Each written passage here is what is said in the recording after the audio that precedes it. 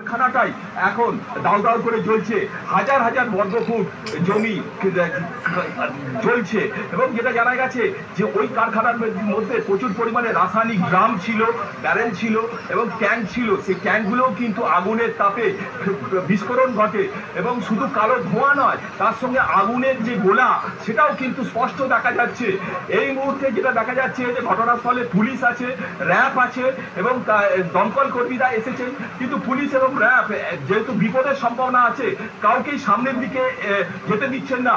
দমকলের ৬-৭টি ইঞ্জিন এখানে এসে পৌঁছেছে এখনো পর্যন্ত, কিন্তু দমকল কর্মীরা সেখানে কাজে লাগতে পারছে না। এতটাই আগুনের তীব্রতা, তার কারণ হচ্ছে আগুনের এত তেজ এবং এত তাপ উৎপন্ন হচ্ছে যে সেখানে দাঁড়ানো যাচ্ছে না, এই একটা সমস্যা দেখা দিয়েছে। এবং শুধু তাই নয়, যে বিকালের মধ্যেই কার্যত গোটা এলাকা অন্ধকারে ঢেকে গেছে, সন্ধ্যা নেমে এসছে এমনটাই বোঝা যাচ্ছে এবং বেশ কিছু লোকের শ্বাসকষ্ট পর্যন্ত শুরু হয়ে গেছে। এই এলাকাটা একটা শিল্প এলাকা, এখানকার যে জমিতে অনেক আশেপাশে কারখানা রয়েছে এবং আগুন চারপাশে ছড়িয়ে যাওয়ার সম্ভাবনা আছে।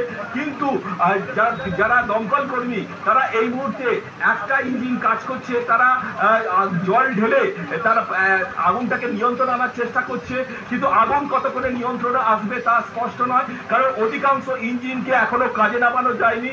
এই রাস্তা মূল রাস্তা থেকে প্রায় ১.৫ কিলোমিটার ভেতরে এবং এইখানে কিন্তু যে সমস্যাটা দেখা দিয়েছে যে ভেতরে ঢোকার পরও কিন্তু ইঞ্জিন থেকে সোর্স থেকে জল যে নিয়ে যাবে কারখানার সামনে তার কিন্তু সমস্যা আছে। আশেপাশে কোনো পুকুর নেই, জলের ওয়াটার সোর্স নেই, ফলে আগুনটা নেভাতেও অনেকটা সমস্যা হচ্ছে। এই মুহূর্তে